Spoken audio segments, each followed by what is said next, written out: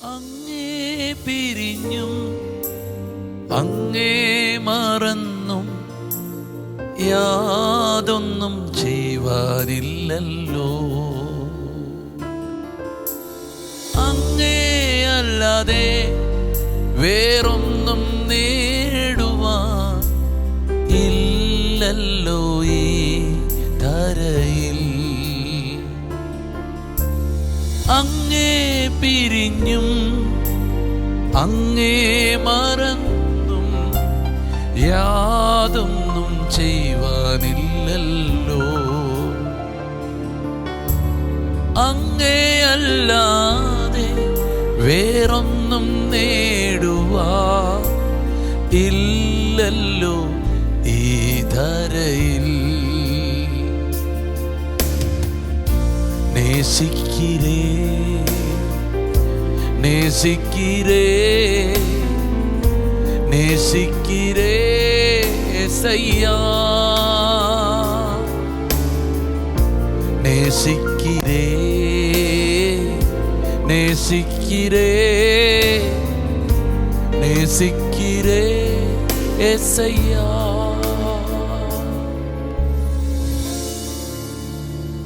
ഇന്ന് voice of ലവിൽ കർത്താവ് നിങ്ങളോട് സംസാരിക്കാൻ ആഗ്രഹിക്കുന്ന ഒരു വചനം സങ്കീർത്തനം 7 അതിൻ്റെ 10 വാക്യമാണ്. എൻ്റെ പരിച ദൈവത്തിൻ്റെ പക്കലുണ്ട്, അവൻ ഹൃദയപരമാർത്ഥികളെ രക്ഷിക്കുന്നു. ആമേൻ. എന്തോ ഒരു ഉറപ്പുള്ള ഒരു വചനമാണ് എൻ്റെ പരിച.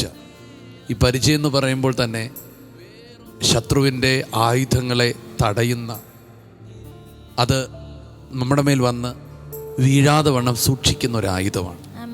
ഇപ്പം നമ്മൾ എത്രയൊക്കെ മറയാൻ നോക്കിയാലും ഒളിയാൻ നോക്കിയാലും നമുക്കൊരിക്കലും സുരക്ഷിതമാകാൻ പറ്റത്തില്ല. പക്ഷേ നമ്മുടെ പരിച അത് ദൈവത്തിൻ്റെ കയ്യിലാണ് ഉള്ളെങ്കിൽ എത്ര മനോഹരമാണത്.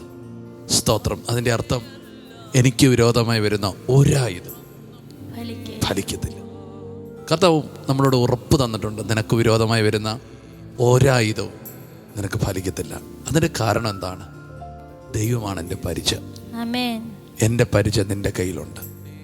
ഇന്ന് ഈ പകൽക്കാലം കർത്താവ് പറയുന്നു, തകർക്കാൻ പിശാൻ ഒത്തിരി തന്ത്രങ്ങളുണ്ടായിരിക്കാം, ഒത്തിരി പേര് അത് ശ്രമിക്കുന്നൊക്കെ ഉണ്ടാകാം. ഭയങ്കരമായ ഗൂഢാലോചനയൊക്കെ നിങ്ങളെ തകർക്കാനൊക്കെ ശത്രുവും മനുഷ്യരും ഒക്കെ ചെയ്യുന്നുണ്ടായിരിക്കാം. ചിലപ്പോൾ അതൊക്കെ കണ്ട് എങ്ങനെ നീ അതിജീവിക്കും എന്നൊക്കെ ചിന്തിക്കുകയും ചിലപ്പോൾ അത് ഓർത്ത് ഡിപ്രഷനൊക്കെ ആയിട്ടുണ്ടാകാം. പക്ഷേ ഇന്നത്തെ വചനം ഉറപ്പ് തരുന്ന വചനമാണ്. ആമേൻ. എൻ്റെ പരിച ദൈവത്തിൻ്റെ പക്കലുണ്ട് എന്ന് പറഞ്ഞാൽ അവരെന്തെങ്കിലുമൊക്കെ പ്ലാൻ ചെയ്തോട്ടെ, പദ്ധതികൾ ചെയ്തോട്ടെ, നോ പ്രോബ്ലം. കാരണം എൻ്റെ പരിച ദൈവത്തിൻ്റെ കയ്യിലാണ്. അവനാണ് എന്നെ സൂക്ഷിക്കുന്നത്, അവനാണ് എന്നെ പരിപാലിക്കുന്നത്. അതുകൊണ്ട് ഇന്നത്തെ ദിവസം പിശാചിൻ്റെ തന്ത്രങ്ങൾ ഓർത്തും ആരെങ്കിലും ചെയ്ത മന്ത്രവാദമൊക്കെ ഓർത്ത് നിങ്ങൾ ഭയപ്പെട്ടൊന്നിരിക്കണ്ട കേട്ടോ. അതൊന്നും നിങ്ങളുടെ മേൽ വരത്ത് പോലുമില്ല. അതൊക്കെ വഴിയിൽ വെച്ച് തന്നെ അതൊക്കെ കെട്ടുപോകും, തകർന്നു പോകും. ആമേൻ.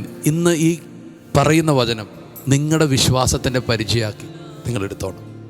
സ്തോത്രം. വിശ്വാസത്തിൻ്റെ നിങ്ങളുടെ പരിചയമായി.